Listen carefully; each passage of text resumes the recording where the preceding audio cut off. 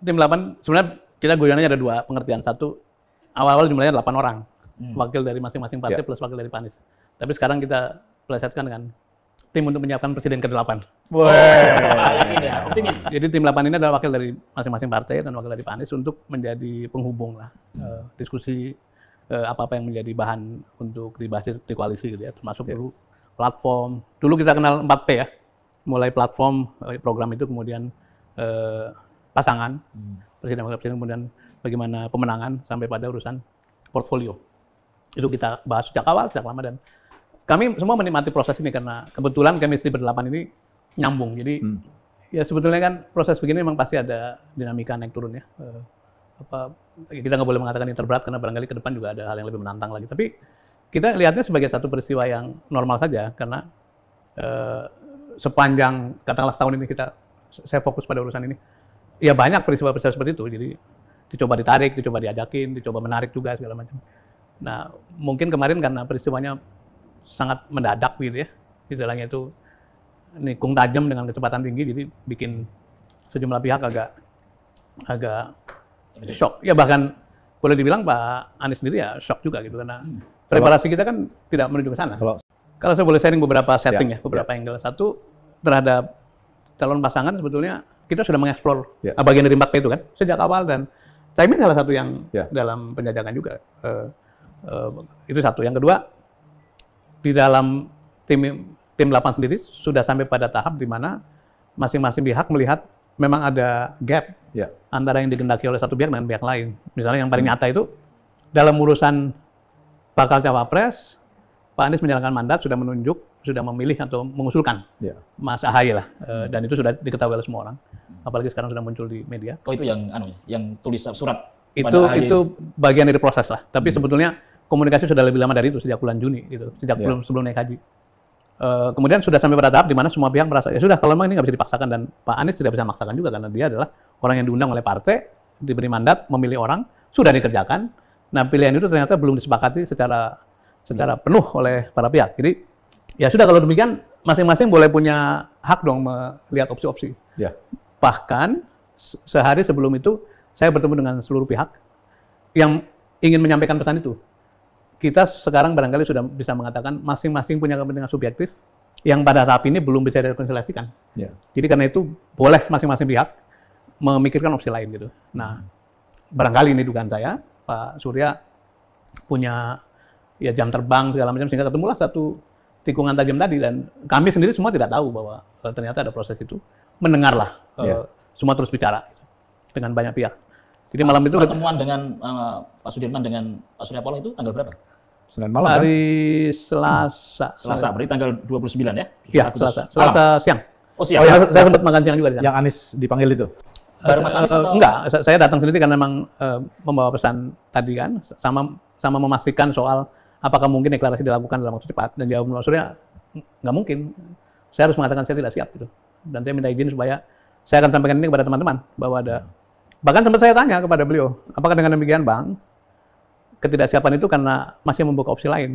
Ya kalau ada yang lebih baik, kenapa tidak? Kan kita mau menang. Selain gitu. Ahaye ya? Selain Ahaye gitu. Jadi saya tidak menolak Mas Ahaye. Mas Ahaye orang yang sangat cerdas, orang baik. Kita tahu track record-nya dan tahu kemampuannya, tapi beri saya waktu untuk menata semuanya lah. Pak Surya bilang gitu? Ya. Tapi Pak Sudirman ketemu Surya Paloh itu sebelumnya Mas Anies sudah ketemu sama Pak Surya Paloh atau bagaimana? Soal ini? Enggak. Ya. Enggak. Enggak. Nanti saya akan sampaikan di mana Pak Anies ketemu. Oke. Saya minta izin pada Pak Surya, Pak, saya boleh sampaikan ini kepada teman-teman? Iya, silakan. Nah, saya ingin sampaikan juga kepada Bapak nih, Bang Surya, teman-teman Demokrat menghendaki supaya segera dideklarasikan. Apabila tidak ada kejelasan, mereka juga punya opsi untuk mempertimbangkan hal-hal lain. Oh ya, itu wajar saja gitu. Jadi semua pihak sudah saling kenal lah, saling paham. Nah, apa yang terjadi malam itu, tiba-tiba malam di Selasa malam, Pak Anies diundang ketemu Pak SP dan dikasih tahu bicara berdua nih, nggak ada yang lain. Sampai konon pintunya ditutup. Disampaikan bahwa saya baru saja makan malam dengan Caimin, dan singkat cerita terjadi kesepakatan dan sebagainya lah terus. Dan dengan seketika Pak Anies pamit, sebaiknya saya tidak di sini Bang, karena ini kan urusan abang lah. Saya tidak ikut serta dalam urusan ini. Jadi, oh ya kalau gitu. Jadi aspek etisnya Pak Anies itu masih terjaga, bahwa dia juga merasa punya komitmen yang masih diselesaikan, dan juga bukan merupakan bagian dari peristiwa itu. Nah, malam itu segera menemuin kami dan kami diberi tugas cari waktu secepat mungkin dengan teman-teman Demokrat maupun PKS untuk menyampaikan kabar ini gitu. Gitu. Jadi peristiwanya peristiwa biasa lah dan kembali saya katakan dinamika bisa terjadi kapan saja, seberat apapun bisa terjadi dan karena itu kita menghandle-nya informasi didapat kita sampaikan segera pada para pihak supaya punya sikap kan begitu kan. Nah, tapi mau nanya, kenapa keputusan itu diambil sebelum sharing dulu dengan Demokrat? Sekali lagi itu keputusan Pak Surya Paloh ya. Oke. Yang dimaksudkan pada kesempatan pertama di-share dengan teman-teman. Ini maksudnya di-share ke tim 8? Ke semua partai-partai lah. Ya. Ya tentu loh apa itu nggak sepihak? Ya bisa saja dikatakan begitu. Tapi kan itu proses bisa terjadi bottom up, bisa terjadi top down, nanti negosiasi. Kalau memang tidak diterima mau bagaimana gitu. Misalnya kalau ternyata keputusannya Pak Surya Paloh bersama PKB itu tidak diterima yang lain, kan juga tidak bisa dipaksakan gitu. Dan kembali nanti apakah Aniesnya bersedia nggak dipasangkan gitu. Jadi dinamika itu masih terbuka gitu. Nah sayangnya komunikasi dengan teman-teman Demokrat ada hambatan teknis nih, nggak tahu di mana, tapi tidak segera bertemu dan keburu muncul spekulasi-spekulasi dan ya saya sih menghargai lah sikap teman-teman dan itu kemarahan kader itu kan bagian dari kecintaan kadernya kepada para pemimpinnya ya. Tapi Mas Anies sebenarnya sudah ketemu dengan PKS ya? Sudah, inisiatif menemui Pak Habib Salim. Pak Surya? Pak Surya. Pak Surya Paloh? Ya. Oh langsung ketemu? Menemui dan menyampaikan itu. Kemudian Pak Aniesnya juga ditemani Pak Anies. Kemudian malam harinya Pak Anies ketemu dengan DPP, dengan pengurus terasnya PKS. Berarti itu terjadi pertemuan hari Rabu ya? Saya kira Rabu ya. Ya Rabu. Oke. Dan proses itu ingin ditemu juga dengan pihak Demokrat sebetulnya. Tapi belum ada jawaban? Ya belum. Bahkan sampai saat ini belum ada jawaban dari Demokrat? Saya tidak tahu sekarang, tapi sudah disampaikan sejak awal lah, kira-kira gitu. Dan kelihatannya memang Demokrat agak kurang menjiwai esensi daripada koalisi perubahan. Harusnya koalisi perubahan artinya bisa berubah kapan saja. Terus langsung menuduh Mas Anies sebagai pengkhianat. Nah itu gimana? Tentu saya nggak bisa mewakili Demokrat karena yang memberikan stempel kan mereka ya. Tapi saya ingin mengatakan bahwa yang diatur oleh Piagam sudah dilaksanakan oleh Mas Anies. Piagam mengatakan sudah diberikan pada kandidat untuk menjadi cawapres. Tapi ditafsirkan begini, betul saya boleh mengusulkan, tapi ujungnya kan yang teken pimpinan partai gitu. Nah itu sudah dikerjakan gitu. Kemudian janjinya Pak Anies untuk mengajak Pak AHY sudah ditunaikan. Bahkan dengan cara memberikan memo. Sebutnya personal notes tadi kan. Itu pribadi lah. Yang beredar itu. Pribadi sekali. Pak AHY juga sudah membalas. Dan kami sebenarnya bersepakat untuk menyimpan itu sebagai dokumen pribadi lah. Dokumen pribadi untuk satu ketika didokumentasikan. Kayak gitu. Pada saat Pak Surya Paloh bertemu Mas Anies, ya, Mas Anies nggak bertanya, mengapa kok tiba-tiba Muhaimin atau PKB?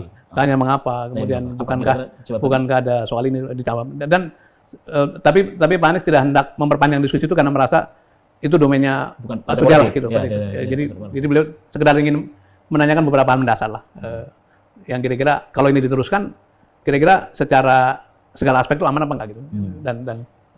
Dan penjelasan Pak Surya mengatakan semuanya bisa dikelola lah gitu. Saya bukan politisi ya, saya betul-betul sebagai orang yang tiba-tiba berada di tengah ini gitu. Jadi pasti teman-teman politisi lebih punya kalkulasi yang lebih baik. Tapi memang selama ini survei maupun kajian-kajian internal maupun diskusi itu kita selalu mengatakan daerah Jawa Timur itu sama Jawa Tengah ya, semua juga tahu itu. Itu memang yang paling butuh apa kekuatan lah. Ada yang bertanya apakah Mas AHY dan Demokrat bukan Jawa? Iya Jawa Timur kuat juga gitu. Makanya sebetulnya ini bukan pilihan yang mudah gitu. Tapi jelas sekali bahwa PKB punya stronghold di Jawa Timur dan Jawa Tengah dan saya juga merasakan dulu. Sangat make sense. Karena kan memang kekuatannya jalur grassroots-nya NU itu kan di Jawa Timur dan Jawa Tengah dan itu memang diharapkan oleh Mas Imin untuk bisa masuk ke situ. Tapi sebetulnya, Chief, ya, sebetulnya Mas Anies memang sudah setuju. Ya, maksudnya sudah setuju dengan keinginan Nasdem sama PKB satu bergabung, yang kedua memang menduetkan Pak Anies dengan kan sebetulnya bukan hitam putih satu pihak memutuskan yang lain menerima kan, bukan itu. Itu kan dinamika yang sudah berlangsung lama. Kita juga sudah lama bicara mengenai. Dan ini sudah dari lama kan dari November. Misalnya mengapa Khofifah terus menerus muncul kan diharapkan Ibu Khofifah memberi satu support di Jawa Timur juga dan juga Komnas Nahdien. Jadi semua nama itu sebetulnya bukan hal yang baru. Kalau kemudian diterima sebagai, kok cepat sekali menyetujui? Enggak juga. Ya karena dalam rilisnya Demokrat, itu salah satunya memang menyampaikan hal itu, bahwa Pak Anies sudah menyetujui soal duet ini. Jadi yang sebenarnya terjadi itu apa? Saya tidak ingin berargumen, pokoknya kita sebagai tidak kita masih berteman dan saya masih punya harapan besar bahwa Demokrat masih bersama-sama. Saya sudah sampaikan juga kepada teman-teman. Tapi mungkin itu sedikit salah pengertian karena saya ditanya apakah dengan demikian Pak Anies setuju. Pak Anies tidak punya hak untuk mengatakan setuju nggak setuju kan, karena dia bukan orang partai gitu. Tapi kenyataannya sudah dipilih demikian dan itu direncanakan mau dibicarakan dengan yang lain-lain gitu, seperti itu. Yang proses itu berjalan mulai Rabu dini hari Rabu seharian, kemarin Kamis itu kan proses komunikasi sebetulnya. Sampai hari ini pun masih terjadi komunikasi. Dan sekali lagi sampai tayangan ini direkam, semua pihak masih berusaha untuk jaga semua lah supaya ini bagus kombinasinya gitu ya. Tapi kita memahami kalau ada ekspresi-ekspresi yang apakah masih mungkin mempertahankan Demokrat di koalisi ini? Saya masih punya harapan. Maksudnya kita berharap bisa terus bersama lah.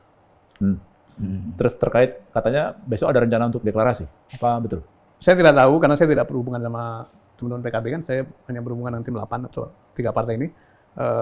Saya mendengar ada persiapan itu dan istilahnya kan begini. Sampai janur melengkung kita nggak boleh gege mongso lah gitu. Betul. Chief, saya pengen tahu apa respons PKS ya terhadap hal ini kan, karena tadi Pak Anies, Pak Surya Paloh sama pimpinan PKS itu sudah bertemu. Apa sebetulnya sikap dari PKS terhadap dinamika? Beberapa kali ketemu ya. Saya ketemu dengan anggota tim 8 PKS. Saya diundang oleh DPP, Ustadz Saihu. Pak Anies ketemu dengan Ustadz Salim, Pak Surya Paloh ketemu Ustadz Salim. Tapi juga di antara mereka rupanya bertemu, dan setelah mereka bertemu, kan nyocokin nih apa pandangan Habib Salim sama pandangannya. Begitu mereka bertemu, kami dipanggil lagi untuk menyampaikan concern-nya gitu. Secara umum menganggap ini satu tambahan tenaga. Dan tentu dengan pertanyaan kritis lah. Bagaimana dengan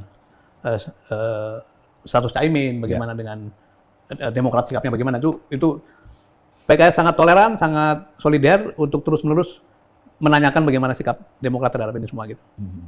Tapi di ujung kan beliau punya satu dokumen namanya keputusan Dewan Suro. Dewan Suro mengatakan mencalonkan Anies Baswedan sebagai presiden. Jadi beliau di PKS tidak punya concern soal wakilnya siapa. Walaupun pada tahap kemarin-kemarin itu sudah menyetujui juga bahwa usulan kita adalah Mas Ahy gitu. Ada wacana PKS mau dirayu oleh Mas Sandiaga Uno untuk ditarik ke P3 bersama Demokrat. Itu bukan cerita baru karena yang rayu kan banyak sekali tuh. Dirayu Golkar, dirayu P3, dirayu Gerindra. Jadi itu bukan hal baru. Tapi kami sangat respect pada sikap 2 partai atau 3 partai koalisi itu semuanya dalam bahasa Gus Wahid ini istiqomah. Semuanya benar-benar fokus pada tujuan bersama, termasuk PKS ketika menghadapi tawaran-tawaran yang baru dengan keadaan seperti ini. Gitu. Beberapa pihak menganggap bahwa masuknya PKB ke dalam koalisi ini bertujuan malah untuk melemahkan koalisi. Sementara PKS tadi kan ini menambah kekuatan baru. Nah, gimana itu kira-kira pendapat itu seperti apa? Itu analisis ya, analisis kan bisa segala macam bisa dilakukan. Bahkan kan ada yang lucu begini katanya. Pak Surya itu mendapat masalah tekanan hukum segala macam karena dianggap berseberangan dengan Pak Jokowi karena mencalonkan Anies kan gitu kan. Jadi tidak jelas Anies itu di luar begitu. Nah sekarang berkembang cerita atau dalam perkembangan ada pandangan barang siapa tidak didukung Pak Jokowi tidak akan menang gitu kan. Gitu kan. Nah sekarang kan muncul satu spekulasi jangan-jangan Pak Muhaimin diutus oleh Pak Jokowi untuk masuk ke dalam gitu. Itu akan melemahkan Pak Anies. Jadi ini kan pandangan yang kontradiktif. Jadi kalau dari kami sih kita yakini bahwa semua pihak yang masuk ke dalam meja perundingan ini adalah orang-orang yang punya niat baik untuk memenangkan Anies dan anyway siapapun yang presiden ke depan itu kan memang harus memperbarui keadaan karena memang sudah waktunya ada pergantian. Jadi kita berprasangka baik bahwa kehadiran PKB kalau nanti jadi betul-betul diresmikan itu adalah satu tambahan tenaga bagi koalisi perubahan. Gitu. Ya, anggapan tadi itu juga muncul ya karena tiba-tiba hari Kamis kemarin Pak Surya ketemu Pak Jokowi. Ya. Apa yang terjadi? Kabarnya Pak Jokowi marah sama Pak Surya Paloh dengan maksudnya. Saya nggak dengar itu, tapi yang saya tahu Pak Surya ini orang yang sangat tinggi sopan santunnya, diplomasinya sangat tinggi. Jadi bagi beliau meskipun dikatakan nyebrang atau meninggalkan, tapi beliau hormat pada Pak Jokowi dan terus-menerus ingin menjaga komunikasi. Dan saya kira itu wajar karena bagaimanapun Pak Surya dan Nasdem adalah masih menjadi bagian dari pemerintah kan. Nah kenapa mencalonkan Anies? Beliau mengatakan begini sejak awal tuh. Mereka punya kewajiban moral mengantarkan pemerintah sampai selesai, tapi juga punya hak moral untuk menyiapkan pemimpin baru gitu. Jadi dua itu dikerjakan bersama-sama. Nah dalam konteks ini boleh dibilang bertemunya Pak Surya Paloh setiap kali dengan Pak Jokowi itu satu terus menjaga jembatan itu, yang kedua boleh saja dalam perbincangan itu pasti kan ada menyinggung perkembangan politik. Jadi yang saya pengen ajak tuh sebetulnya kan kita nggak boleh tuh membudayakan politik mentang-mentang berbeda terus nggak komunikasi gitu ya. Itu ya komunikasi harus terus, bahkan ketika kita mengatakan kita berbeda ya, itu tetap perlu komunikasi. Jadi Mas Anies akan berencana untuk bertemu Pak SBY dan ya masih dalam menunggu waktu lah kita, dan sejak Selasa dini hari itu kita sudah mencoba menyampaikan itu sebenarnya. Jadi bukan sepihak juga ya pada waktu, karena udah diminta waktu. Rasanya enggak lah, dan mungkin ada hambatan non teknis komunikasi ini yang kemudian menyebabkan suasana seperti agak riuh seperti sekarang. Tapi mudah-mudahan pada waktunya kita bisa cooling down dan lebih jernih berpikir melihat kesemuanya gitu. Kalau Mas Anies sebetulnya sudah pernah ketemu Caimin dalam beberapa hari terakhir ini untuk apa? Sebelum proses ini sama sekali nggak. Karena begitu Surya Paloh menyampaikan itu ketemu. Gini, sebetulnya saya juga komunikasi dengan seluruh teman lah, Golkar, P3, PKB semua, dan memang kan wajar kalau kita kepingin terus memperkuat basis itu. Nah, tapi pesan-pesan kita untuk bertemu Caimin itu disikapi dengan hati-hati, dan saya bisa mengerti itu karena suasana takut kan cukup mengemuka kan sekarang ini. Jadi tidak pernah ketemu. Nah, setelah selesai ini tentu saja Pak Anies perlu bertemu, dan kebetulan diundang. Kalau nggak salah tadi malam diundang oleh Majelis Syuro ya, karena kan kita mencalonkan Anies, masa nggak pernah ketemu, maka diundang untuk bertemu gitu. Jadi kelihatannya tadi malam, Kamis malam ya, bertemu dengan Majelis Syuronya PKB. Caimin ya? Pak Anies ya? Ada hal-hal apa, Gus? Saya belum dapat update tapi rasanya normatif lah. Kunjungan Mas Anies ke Jombang, kan ke Tebu Ireng, ke Denanyar, itu apakah bagian daripada? Nggak ada hubungan, karena itu sudah direncanakan jauh hari. Itu adalah acara antara Nyai-Nyai dengan Bu Ferry sebetulnya, kepingin kenal lebih dekat, dan Pak Anies tentu saja diminta hadir. Bahkan begini, karena menunggu pertemuan kemarin itu sampai hari pertama, beliau membatalkan ke Jombang tuh. Tapi Rabu malam sudah di sana. Jadi Rabu beliau tidak hadir, tapi karena ya sudah sambil nunggu kita, akhirnya beliau berangkat. Dan termasuk ketemu ibunya. Iya, kan yang datang kan antara lain ibunya Caimin ya, banyak lah. Tapi dan beliau ketemu siapa saja kan di sana, ketemu ibu ini. Tapi kan karena yang sedang menarik perhatian Caimin di frame begitu rupa. Jadi ketemu ibu saya juga. Iya. Oke. Chief, jadi sebetulnya ya duet antara Mas Anies Caimin itu sebetulnya belum pasti sebetulnya, atau gimana sebetulnya? Saya nggak bisa mengatakan begitu, tapi kalau boleh dibilang in progress ya. Mohon doanya. Makanya saya katanya Amin. Anies Muhaimin. Asal jangan salah, harus juga Anies Muhaimin Iskandar. Apa namanya? Saya belajar satu hal yang namanya politik itu nggak boleh mengatakan iya sampai iya gitu. Jadi ya something kan masih kita nggak tahu nanti malam. Kalau istilah Pak Surya itu 1 senti sebelum masuk ke mulut tuh bisa batal minum kan? 25 November masih lama. Persis. Itu kan akhir-akhir pendaftaran kan gitu. Betul. Jadi apa yang dilakukan oleh tim 8 sih? Mungkin selain menunggu pertemuan dengan Demokrat ya, apa yang akan dilakukan tim? Kalau sekarang kan para elit yang sedang berdialektika ya, sedang berkomunikasi. Jadi kita menunggu dan menjadi penghubung saja. Kalau ada apa-apa kita sampaikan. Seperti selama ini berfungsi. Kita bukan pengambil keputusan, kita menyampaikan apa yang terjadi dan menjadi jembatan gitu. Sekarang ini tentu saja akan menunggu proses ini sampai tuntas. Sudah itu nanti kita coba duduk lagi untuk gimana nih gitu kelanjutannya. Bahkan tapi intensitas bertemu tetap terjaga. Bisa bilateral, bisa rame-rame gitu. Tadi pagi kita ketemu dengan beberapa teman Demokrat juga. Katakanlah Demokrat stay di koalisi ini, kemudian ada tambahan dari PKB. Tim 8 ini nanti akan berubah jadi tim 10 atau tetap tim 8? Mungkin, atau jadi tim 9. Tim 9 gitu. Karena dua-dua soalnya. Nggak setiap partai dua. Ini kan mewakili ini, bajunya udah hijau. Mewakili PKB. Besok kita pakai sarung kan.